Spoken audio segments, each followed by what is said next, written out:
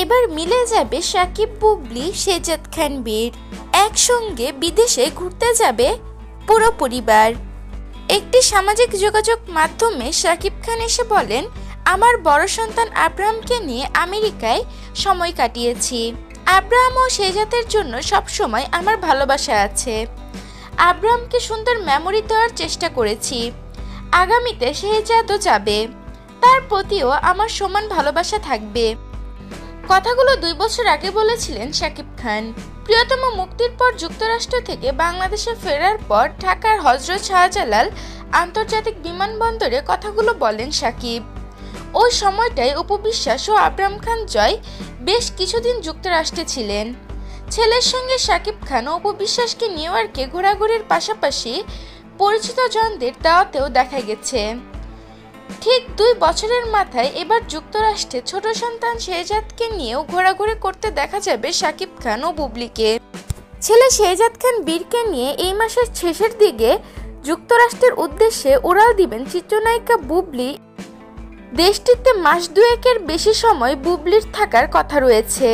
সামাজিক যোগাযোগ মাধ্যমে বুবলি জানিয়েছেন, শেহজাদের জন্মের পর আর যুক্তরাষ্ট্রে যাওয়া হয়নি। শেহজাদের জন্ম যেহেতু যুক্তরাষ্ট্রে, তাই ওর কাগজপত্র ঠিক করার কিছু ইস্যু রয়েছে, এগুলো সেরে নিতে চান, তাই যুক্তরাষ্ট্রে যাওয়া খুব প্রয়োজন। বেশ কিছুদিন সেখান থেকে শেহজাদের যাবতীয় কাগজপত্র ঠিকঠাক করার কাজটি সেরে নিতে চান।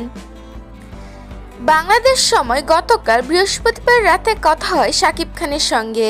তিনি বলেন, শেহজাদের মা তাদের যুক্তরাষ্ট্রে আসার কথা জানিয়েছেন। শেহজাদের কিছু প্রয়োজনীয় কাজ আছে, তার মায়েরও আছে।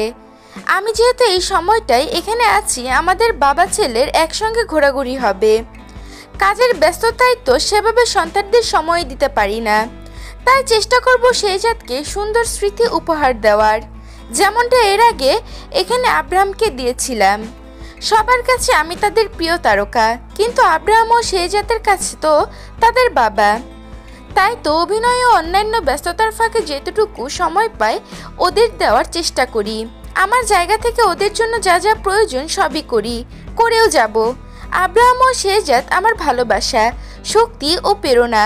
যেহেতু এবার শেহজাদ তার মায়ের সঙ্গে যুক্তরাষ্ট্রে আসছে, আমিও আমার কাছে এখানেই রয়েছি, তাই বাবা ছেলের একান্ত সময় কাটবে।